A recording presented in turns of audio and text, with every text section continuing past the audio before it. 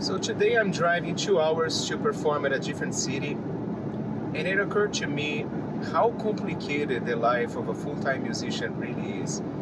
I want to share with you some ideas if you're a full-time musician or if you want to become a full-time musician, if you're a music teacher, if you're just a student thinking about becoming a professional. I'm going to give you some ideas on how to manage your time, how to become a full-time musician in a way that feels very good to you. So today, just so you have an idea, I woke up very early, I did my practicing.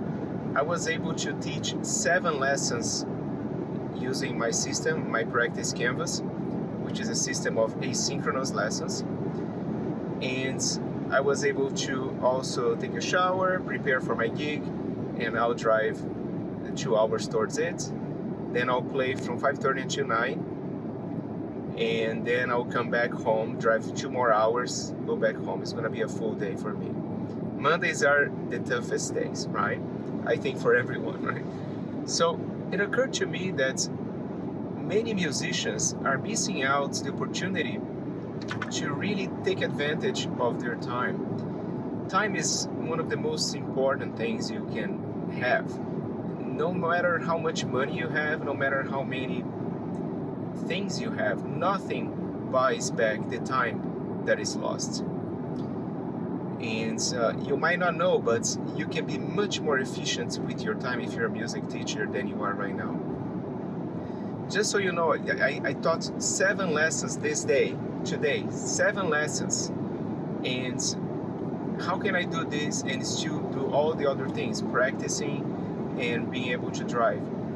Well, I did this by using my system of asynchronous lessons, where the student sends me a video and I send back a multimedia presentation that has the sheet music and pointers, dots on the sheet music, and each dot is a video, a goal for them to achieve for next week. All right? So I receive an email every time a student sends me a video asking for feedback, and then I reply like that. So I have the flexibility of teaching at any time of the day that I want. And I have 2 days of flexibility from where the student sends me the video. For example, I had students that sent me videos yesterday, Sunday, and today, Monday.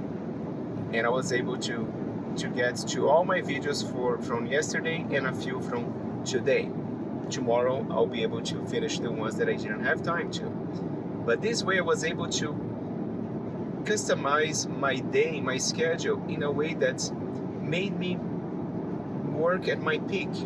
Because I don't know about you, but if I'm practicing, I don't feel like teaching. If I'm teaching, I don't feel like practicing, because they work on different areas of the brain. When you're teaching, you are more communicative, you're talkative, you are explaining ideas. When you're practicing, you are mostly inside of your own head, thinking about what you can do to make the phrasing better, how can you make a crescendo here, the crescendo there, fix a few technical issues. So these things are very opposite in nature. And I learned the hard way that teaching a lesson and then practicing and then teaching and then practicing and then teaching is just very, very overwhelming for the brain to do. Our brains are designed to do something focused, something that has a beginning, middle, and end, and that just has a way of making you be immersed into that subject. If you're not immersed into the subject, you're not at your full peak performance. To be at your full peak performance, you have to spend a consistent amount of time doing something, right? Either teaching or performing. So, bottom line, this helped me tremendously. And I've been doing this for, I think, 4 years or so, using a prototype version of that system, and now I perfected it. I created it my own. I was using different platforms and trying to combine them into one system. Now I have everything in just one system in order to teach more efficiently, And this allowed me to really control the day exactly how I want it to be, So usually I start my day, I start right away practicing, because in the morning uh, you want to practice as much as you can, because the brain, the mind is active and it's open for new ideas, new ways of thinking. So I like to do my learning in the morning, first thing in the morning. And then after I practice and I'm immersed into that for a while, I go exercise for 30 minutes every day. One day I do cardio workouts, which is basically, for me, it's very simple. It's just walking on a treadmill. And the other day I lift some weights, but I'm not a bodybuilder, as you can see by my physical shape. I just try to be as healthy as I can, right? And then have lunch, maybe take a shower, and then starts teaching in the afternoon, okay? If I didn't finish my practice, I can practice a little bit in the beginning of the afternoon, but then I start teaching, and then teach as much as I can. All the lessons that I have to teach, I make it one block, so I'm really like in teaching mode, you know? If I need a break, I take a break, no problem. There's no schedule. There's nobody wanting to meet me at 3 p.m., you know, in terms of lessons. And then after that, I'm done for the day, right? As long as I don't have a performance. Sometimes I have a performance, like today, and I have to go and drive towards the performance. And sometimes the performance is in the morning or in the afternoon. Imagine, how would I do this?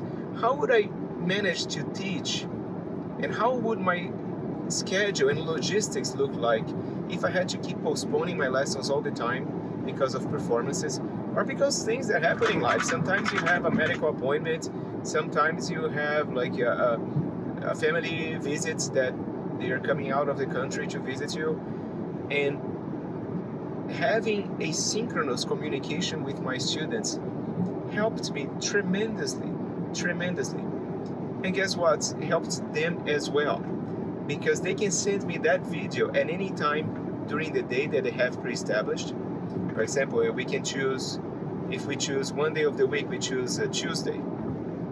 Every Tuesday they're gonna send their video, right? That's it. They can send me morning, afternoon, or night. Right? So if something happened to their schedule, they don't need to reschedule with me. They just send later on the day, you know? And I answer either on the same day or on the following day, most likely on the following day, right? So we both have flexibility, we are both happy, we are both doing things at our best, right? At the time that feels good to us. By the way, as a musician, you're having more time to practice, you're getting good at what you do. Because let me tell you something, if you're not getting enough students, that means you're not improving as a musician as much as you think you are. People don't respect each other without knowing them in terms of their competence, unless they have a result. So what is your result as a musician that is going to help you attract new students? What is the result? Right? The result is your playing, not necessarily your accomplishments. Your accomplishments help, of course, but you're playing. Can you play that piece? How well can you play? Because if you can't play it, how in the world are you gonna help somebody get there, right? So lead by doing it. That's how I always like to direct my life. I want to be an example. I want to do it myself instead of telling others to do it, right? In this way, you build a community, students that not only like you, but they are really like good friends and connected to you, right? And it feels great. It feels great to be in a position like that. So I wanted to have that experience. And the way you attract more students is becoming a better player. The way you become a better player, better musical performer, is by managing your time efficiently. The way you manage your time efficiently is by using asynchronous lessons, where they don't drain your energy like live lessons do, and you have time and energy, and you can insert efforts into becoming the player and the teacher you aspire to be. I hope that is helpful. Subscribe, give a thumbs up, and I'll plan on seeing you next time. Take care.